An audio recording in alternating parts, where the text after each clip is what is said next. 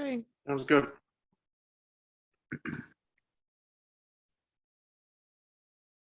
Chris, do you want me to? Go ahead, kick it off. Okay. Okay, welcome everyone. My name is John Seelock. I'm a member of the board of directors and secretary of the board for the New Jersey Civic Information Consortium. I want to welcome you here for our first public hearing of 2022. The legislation that sets up the consortium has us do these public hearings annually, and we'll be doing 3 this year. And we really enjoy this because we love the ability to get feedback from stakeholders and member people around the state, and also answer any questions you may have about the consortium and our grants process. I'm joined by 2 other members of the board, our chairman, Chris Daggett, and our vice chair, Teresa Edwards. Chris, do you want to introduce yourself? Sure. I don't know if there's much more to say. John took care of it. So, but I just want to say briefly that we welcome all the input we can gather, and we think these public hearings are an important part of our mission, and we're actually thrilled that they were part of the statutory language that created the organization. So we're looking forward to hearing your thoughts as we go through the hour. Teresa? Yeah, I don't know what else I can say. I just thanks everybody for joining us, and we again we value your input, so we're really looking forward to an informative evening. Okay, so would everyone just go around quickly, introduce yourselves? John, why don't you call them Angeline, out? would you like to start? Sure. Good evening. My name is Angeline Dean. I live here in Burlington County. I've attended a couple of these, so I'm on just to see if anything has changed before the process begins. And just to say thank you. I've had a wonderful process through it all. Okay, Clyde? Okay, I'm Clyde Hughes with FrontrunnerNewJersey.com. I'm here to respond whatever you need for me to respond to, but I have nothing but good things to say about the consortium, the grant, and what it's meant to FrontrunnerNewJersey.com. And I just have one little quibble, but I'll save that for later. Okay, Jeff? Well, hey, Jeff Pierce co-founded a company called VoteLight. It's a civic tech platform, and interested in seeing how the call goes here today. Okay, Esther?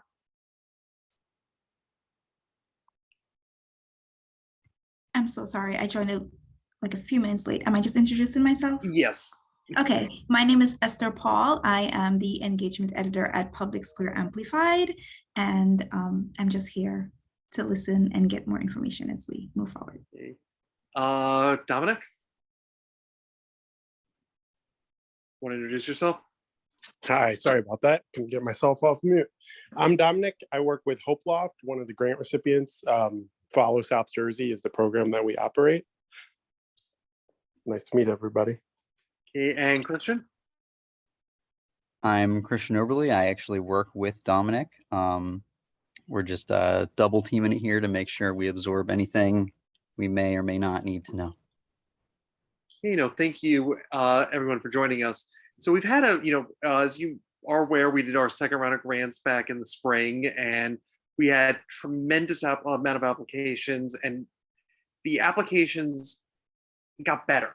I think and I don't mean the actual applications, but like the programs, the spirit of innovation in New Jersey media and New Jersey civic information is outstanding. We awarded, we had some really tough decisions to make on this one. And we awarded some very innovative grants. Some projects from our first round got second round grants. And then we had grants that were new. We've reached more communities and counties around the state. Our first grant in Monmouth County and Asbury Park. Our first grant in New Brunswick, Jersey City, and Hudson County, Union County. Our first grant to a public high school, just to name a few. So we've got some really innovative projects out there, and I know several of you are grant recipients, and I recognize some of the projects as past applicants, so definitely want to answer any questions you may have or hear any ideas you may have because definitely we want to hear, we view this as very much a dialogue of finding out ways that we can, improve what we're doing, but also like new ideas for topics we can explore or anything else in terms of what we award grants to. So, Clyde, I know you said you had something you wanted to bring up. John, if I may, just Yes. before Clyde goes, I want to make clear that these are set up to be public hearings to receive feedback on the work we've done to date. They are not about our grant process going forward for the new money that we just received from the state. You may be aware that the state award is $3 million in appropriations for fiscal year 23, which began July 1. We have not yet released guidelines or made a call for applications on that money. And there's also an additional, as there was this year, $1 million in legislative language that we may be able to get. So we may be able to end up with as much as $4 million for this year. But I just want to make clear from the outset, this is more to have you all give us feedback on what you've dealt with us as an organization and how we might improve our work, as opposed to the hearing, not the hearings, but the information sessions we'll hold later as we release the grant application request for the next fiscal year. Okay, so Clyde, do you want to go bring up what you were talking about? Oh, gee, I'm on the spot here. Okay, all right. Clyde, I'm a reporter by heart. Since it's that way, the grant has been a fantastic boon for frontrunnerNewJersey.com and what we're doing. We were able to hire an intern who's done great work for us. Matter of fact, she just left to go back to grad school. She got her degree in English, but wasn't sure what she wanted to do. But I think I just about got her convinced to become a journalist. So we'll see what happens.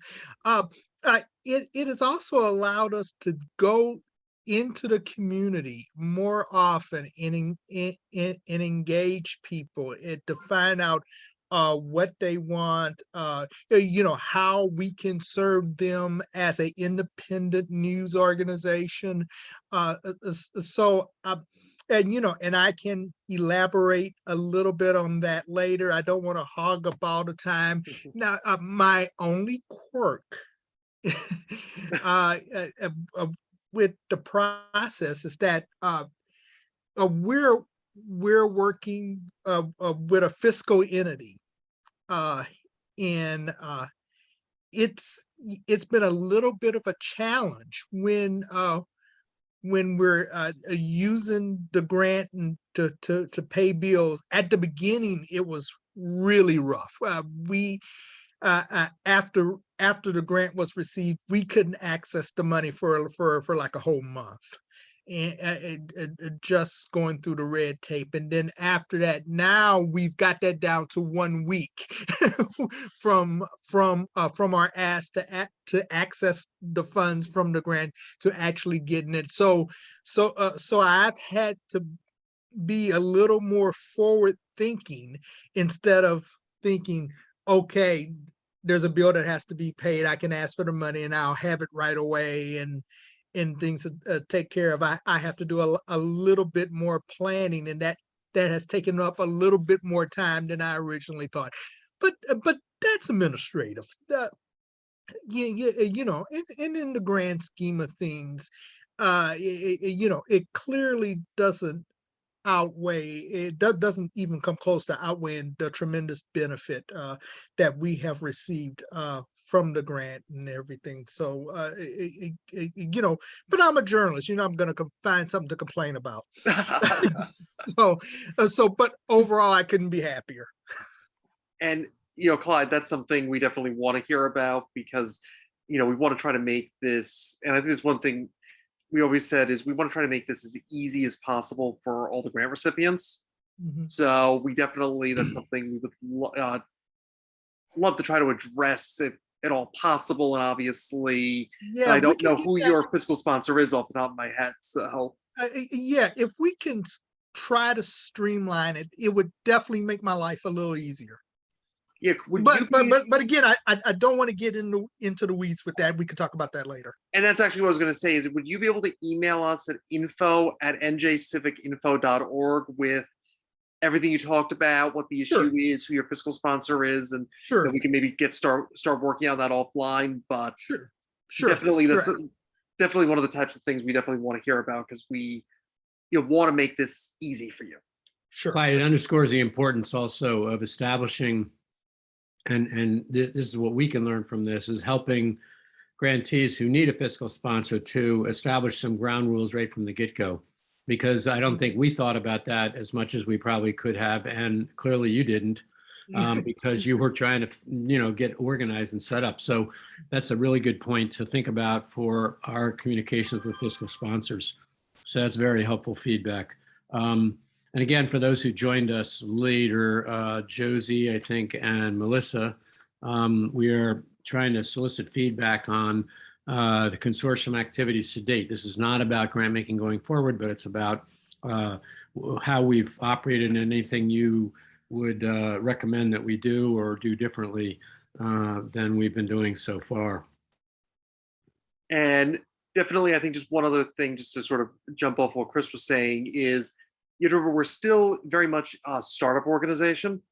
So that's why a lot of times we are looking, we're trying to refine a lot of these processes, because we're building the plane while we're flying it at 30,000 feet.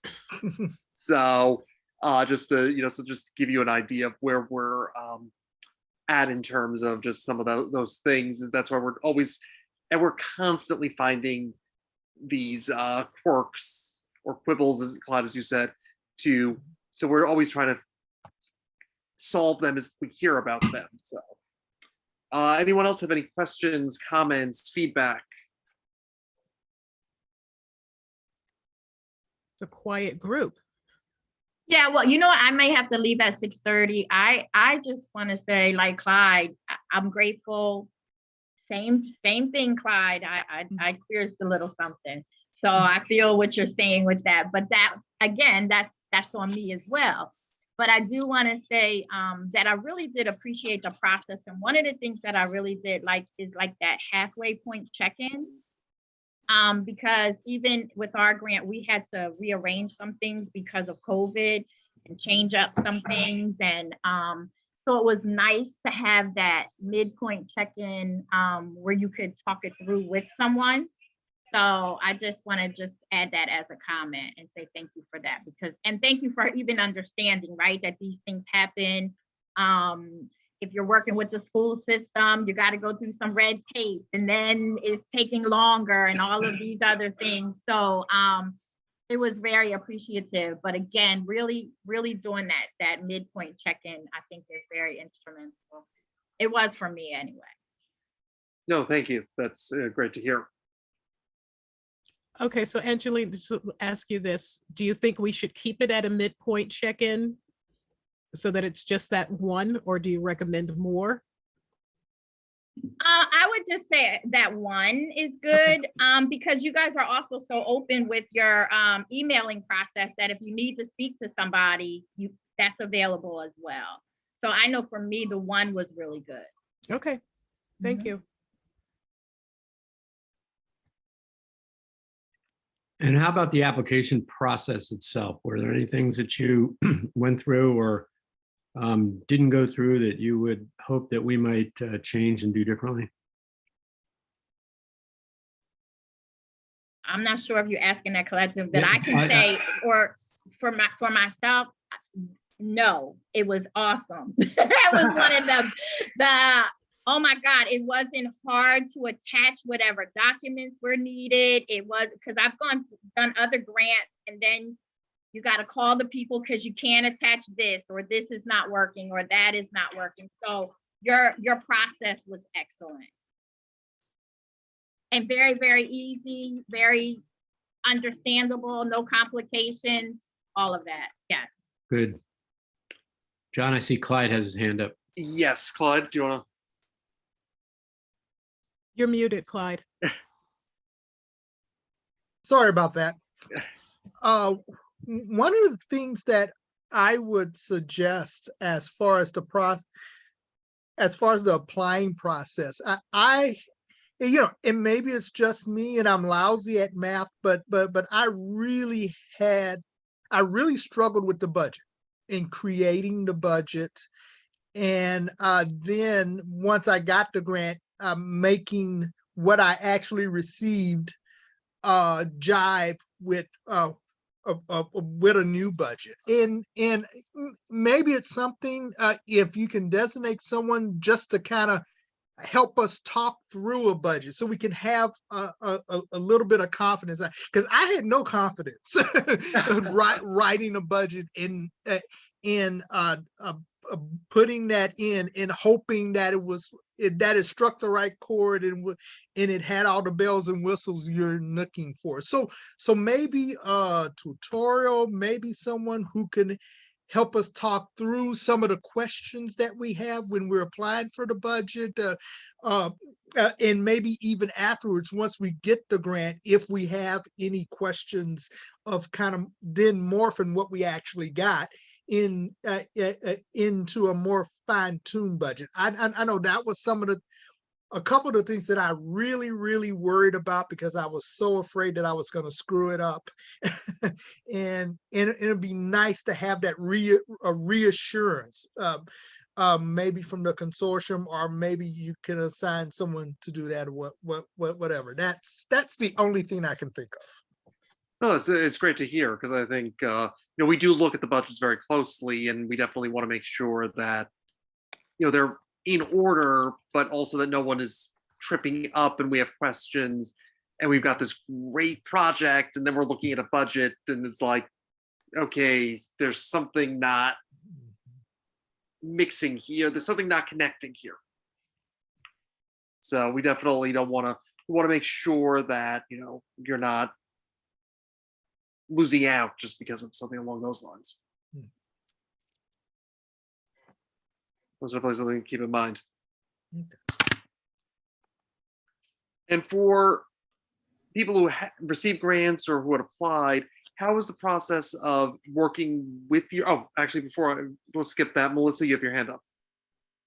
Well, I was gonna make a comment that is unrelated to the application process, so maybe it's not time yet. Go for it. You sure? Yes. I don't want to take us in a different direction if we haven't exhausted this topic. But The hi, I'm windy road Melissa. is always fun. Okay. All right. I'm Melissa. I'm at my 8-year-old's cheerleading practice, but I wanted to be here. Beautiful fall night. It's fall for me. I'm drinking pumpkin spice already. I think one of the things that we would love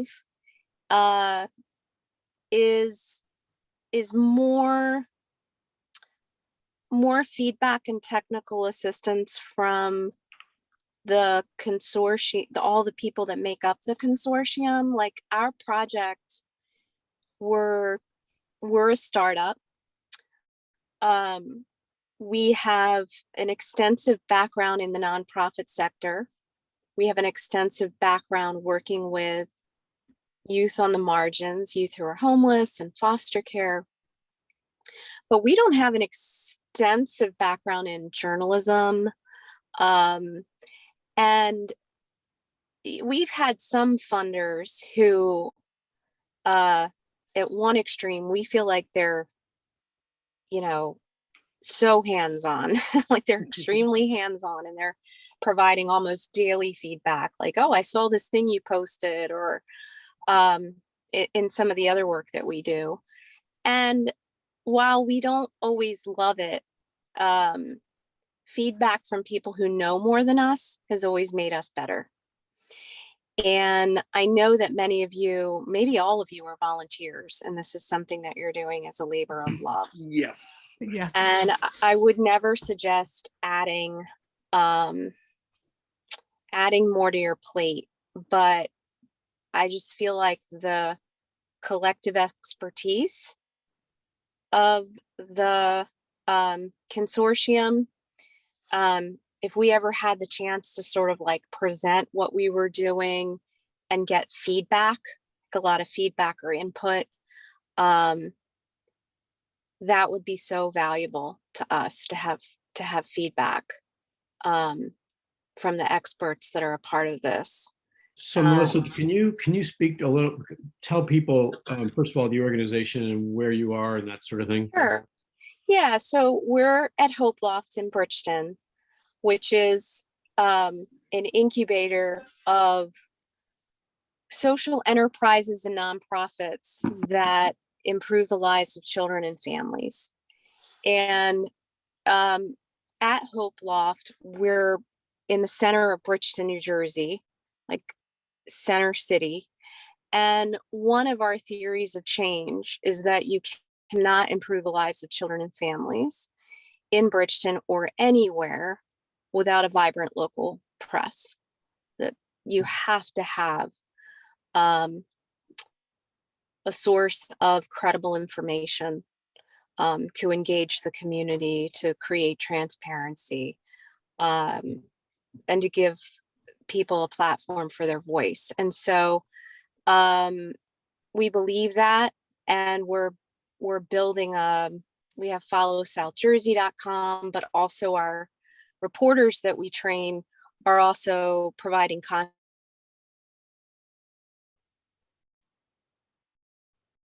Did we lose her? I think she She's Melissa, you appear to slow down a little bit or Oh, lost your did I? audio. Can We you got hear me you. now? You're back now. Yeah, Okay, you're I'll back. stop the video. Maybe that'll help. Okay. And so now we're working on, we've been working for maybe the last year on really recruiting young people who are in foster care, who are homeless or have significant adverse childhood experiences as our journalists. And that's what we do and who we are. And Melissa, did you take part in any of the training that we offered in the first round? We did. Our team participated. With journalism and design? Yes. And did you find that helpful? The team found that very helpful. Okay, and so are you then talking, because we will continue to offer training programs, we'll have more training programs coming. Yes. But are you more thinking about one-on-one, or are you thinking more about just availability to talk? Because if you are, I think that's just a matter of reaching out to us. I mean, I think we'd be happy to either talk with you directly or to hook you up with someone who can more directly answer any questions that you might have from a technical standpoint, whether it is literally technical, as in computer sorts of stuff, or technical with respect to just reporting concepts and those sorts of things.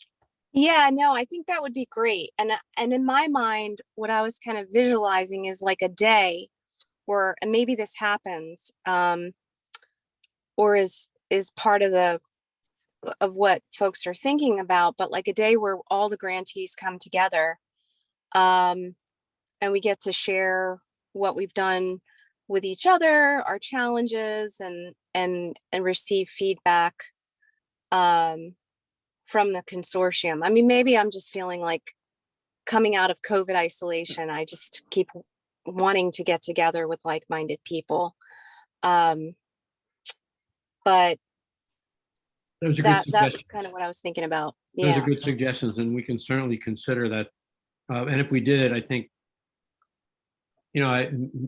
it's hard sometimes for people to get away or to come to things. So maybe we need to do it in more than one location. We do in North and South Jersey or something like that. But let us think about that. But in the meantime, seriously, if you have any issue you want to discuss, please don't hesitate to reach out to us, and we'd be happy Okay. to connect you. Okay. Yeah, I follow a lot of you on Twitter, so I get a lot of good stuff there, but I will definitely take you up on that offer. Thank you. Others, Jeff, how about you? How's your experience been so far? Well, I think I'll represent the two-time losers. How's that? I was going to ask who's here that's representing somebody that hasn't been given a grant yet. No. So, so I think, having been through the process twice now, I would say, for starting from scratch, I wouldn't say there's any, like, bias or unfairness to it. And I think, when I look at the awardees, most of them, in my opinion, are certainly, represent the goals of the consortium, right? So I think you're reaching, so I think you're hitting your goals. And I'm, saying that as someone who hasn't gotten any grants.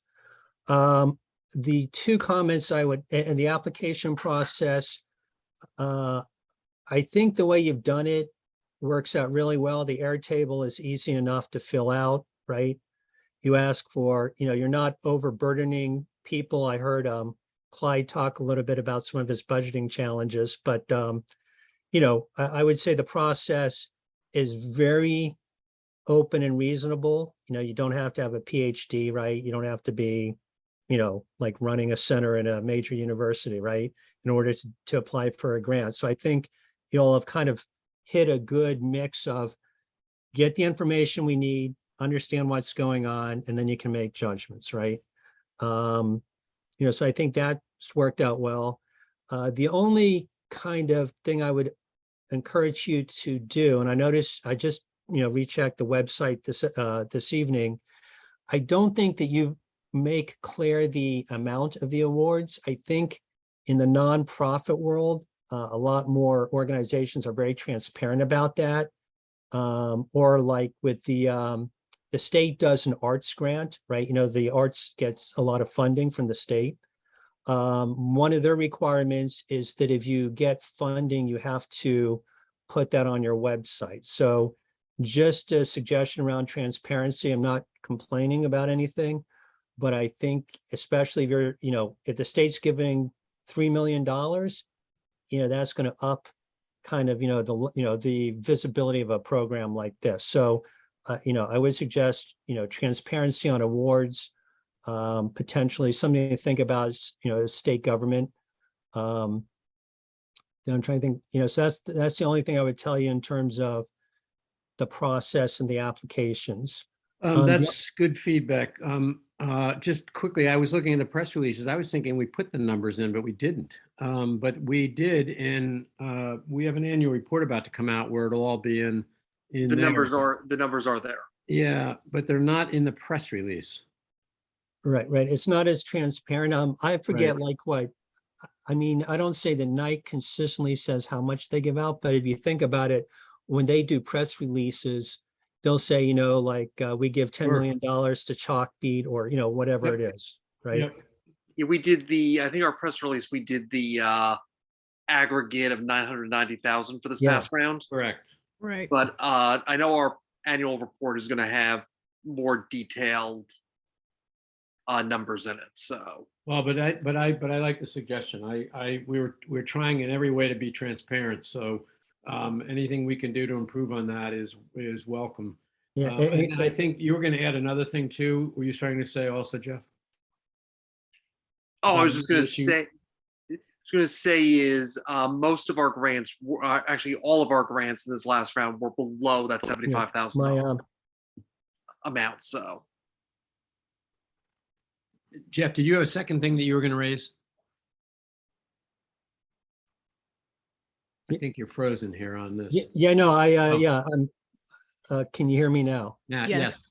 Yeah, I just turned off my, no, my video is working and my things. The second thing I was going to say is about 40% of the recipients, I don't know what it is in terms of the dollar value, but 40% of the recipients were kind of continuing grants or second grants, I noticed.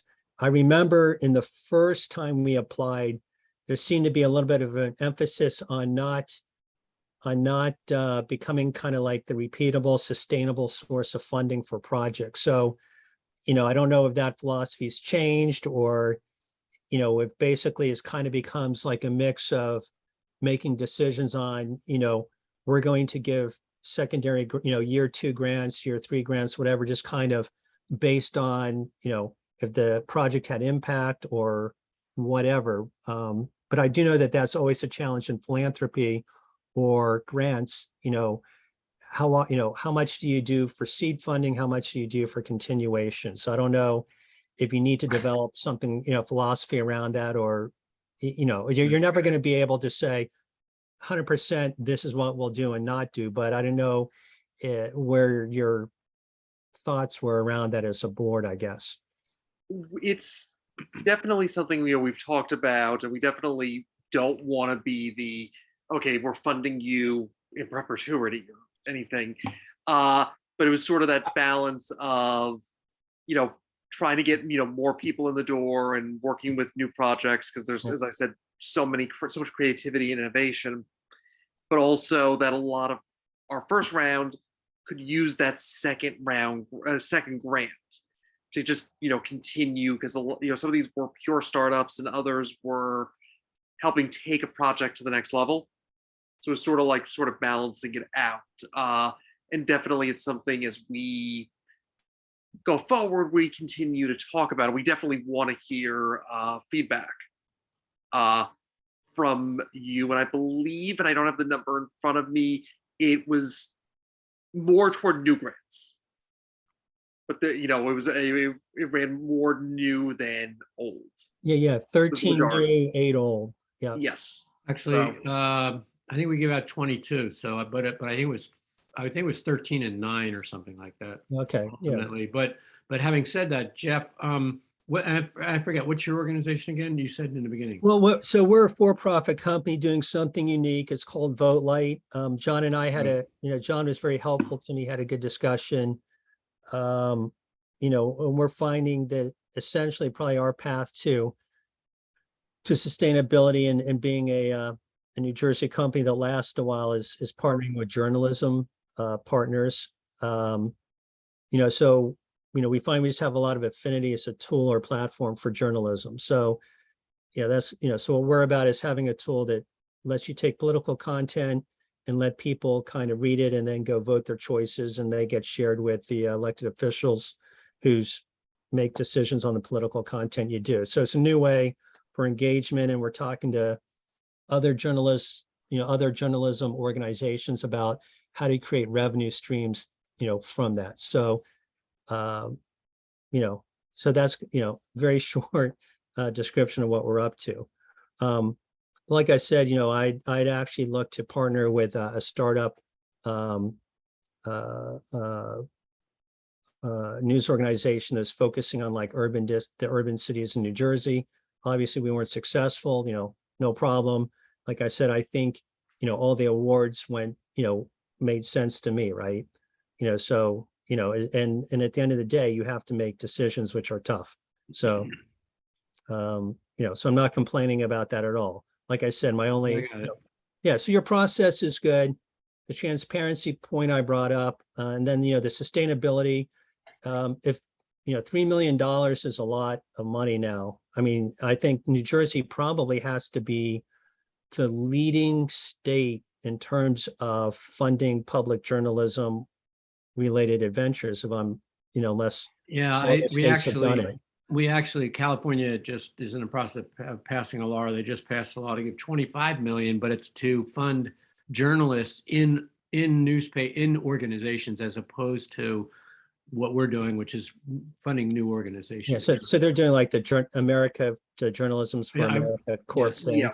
Yes. So good luck to them figuring that out, because I mean, I was looking at the national level, Mike Rispoli and the Free Press and all them, and a lot of people support the national level funding. And I don't know if there's an easy way for government funding of journalism to work out, especially, I think what you all are doing is very reasonable and very much like the way the nonprofits run, like a Knight Foundation, right?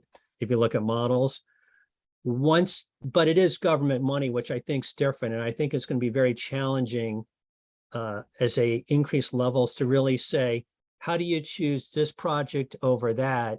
And you may think, I would encourage you maybe to think about, I don't have an answer. I've thought about it, but there's nothing obvious to me about, how can you make, probably what needs to happen at some point is you need to think about, do you need to go to a scorecard method or something like that?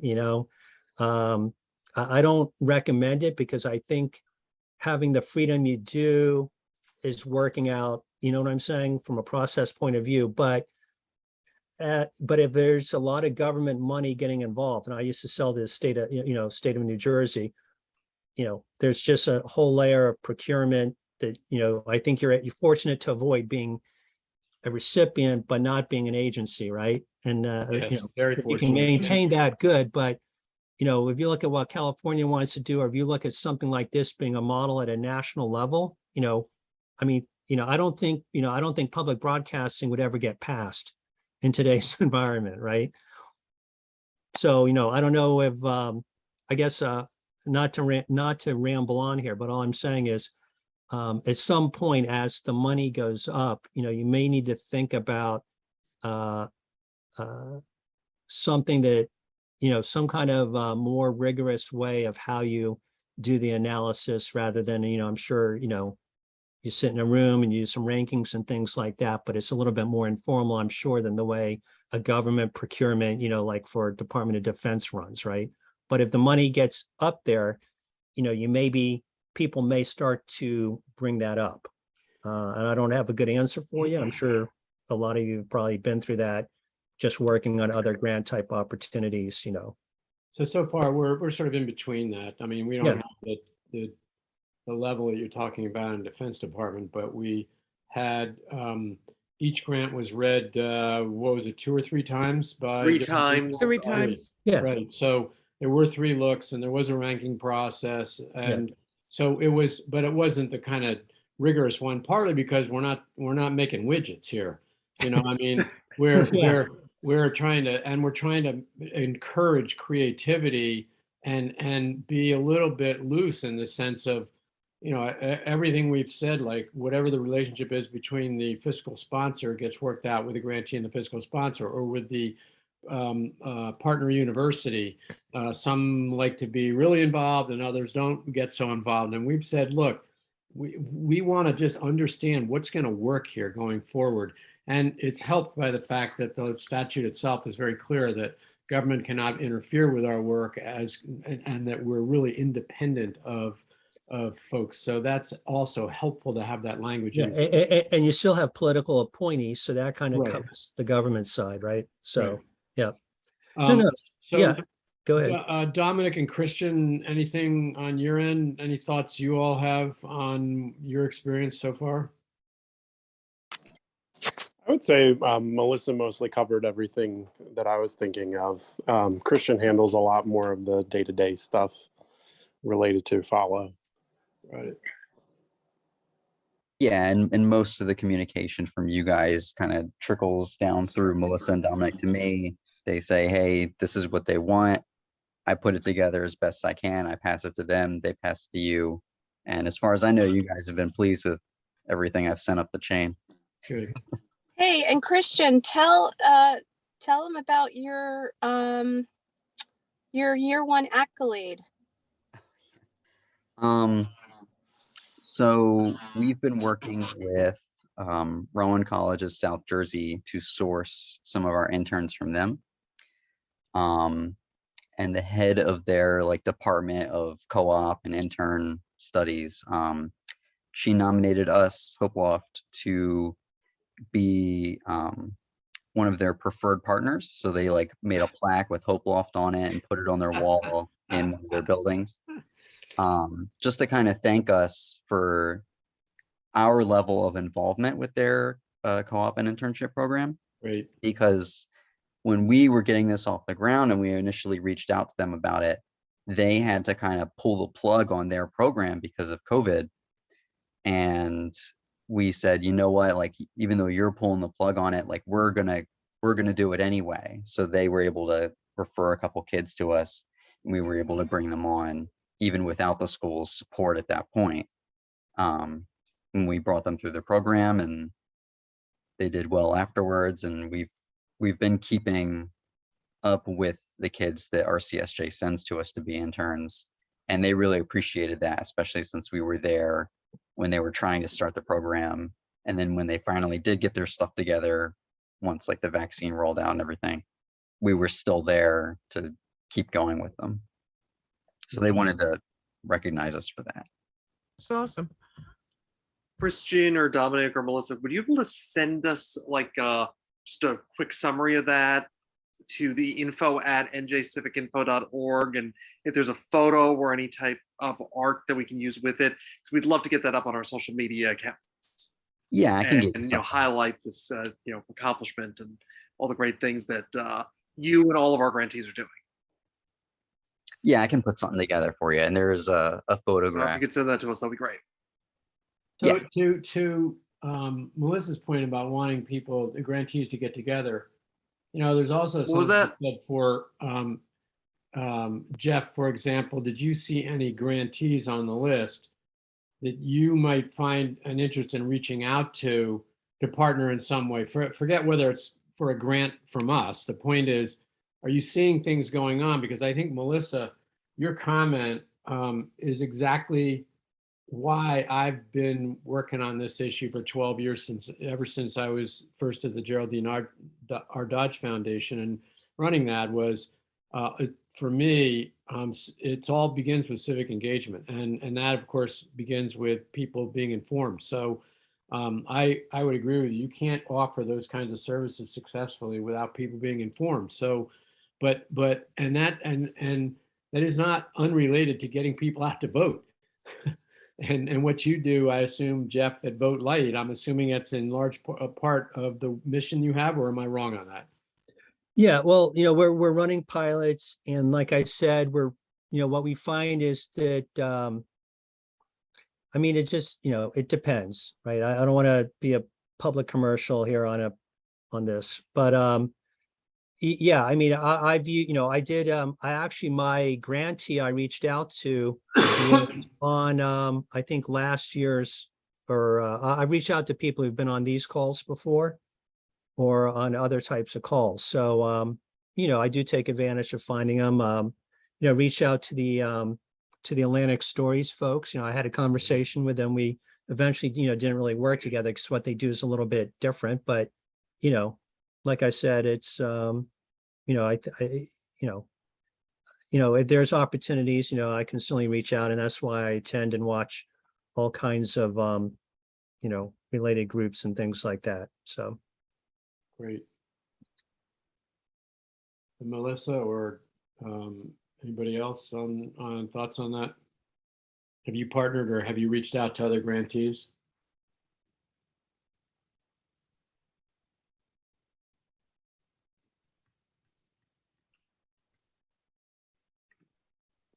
We still got you there, Melissa? Melissa's a little in and out, but I think we just lost Melissa. I think she's back now. yeah, or Oh, there Clyde, she do you have is. any question or any comment on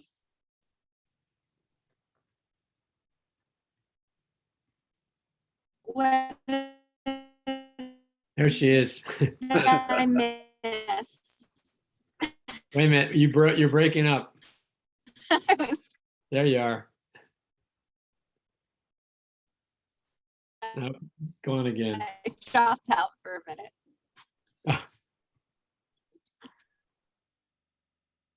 Hi, I'm here. What did I miss?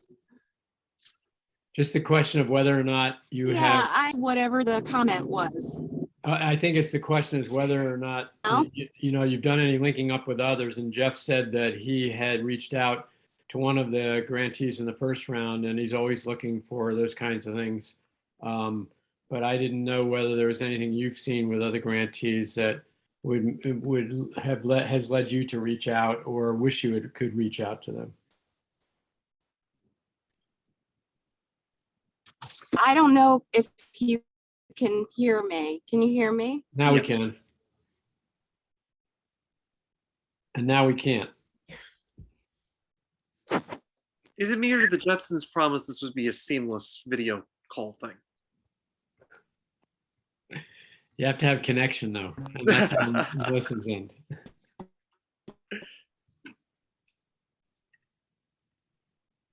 Clyde, do you have any Okay, thoughts so we've on it? partnered with Clyde.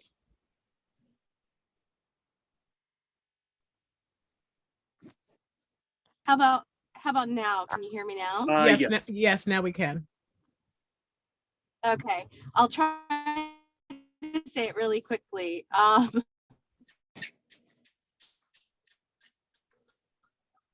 Wasn't We quick partnered enough. with Clyde. We formed a partnership with Clyde. Oh, okay. Aha. And how's that working? I can chime in a little bit. Go ahead. It's been going really well. So I didn't hear what's going really well. I didn't even hear what Melissa said. yeah, no, I was gonna say so. We've been partnering with Clyde with Frontrunner around specifically our What's Good South Jersey video, or sorry, What's Good South Jersey videos from Isaiah Shoal. So that's been going really well. Basically what Isaiah does is goes around South Jersey and just tries to highlight a couple times a week, really anything that's, you know, kind of a positive news source that people might not often hear about that's going on in the community.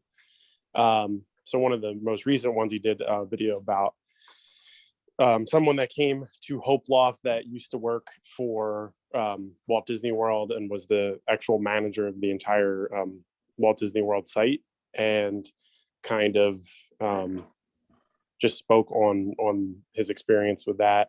But Isaiah will go around the community and record things like that, interview people that are both attending and also that are kind of leading those things as well.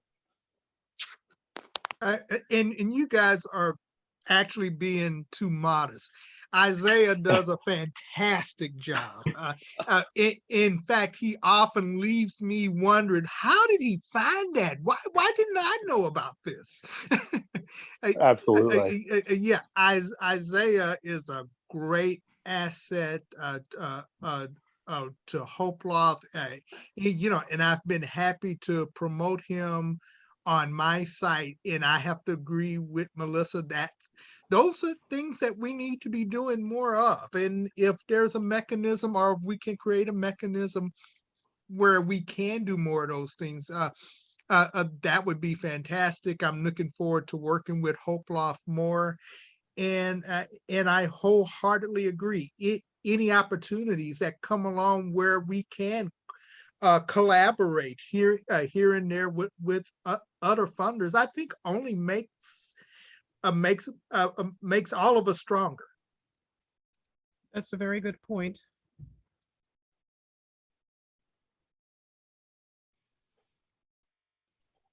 Any other issues or topics anybody wants to discuss?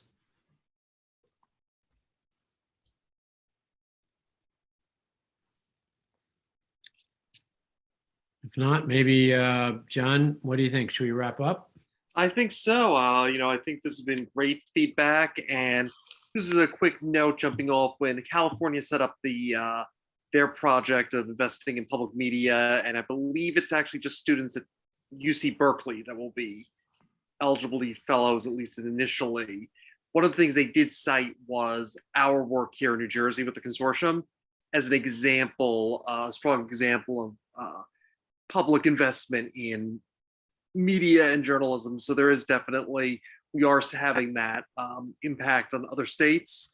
I know New York has a bill that is literally copied on our model here in New Jersey, just with some obviously New York specific changes that is still pending in the Senate, but Albany moves at a glacial pace. And I know I've talked to people in other states that have had expressed interest in us. So definitely, you know, the word of what we're doing here in New Jersey is definitely getting out there around the country.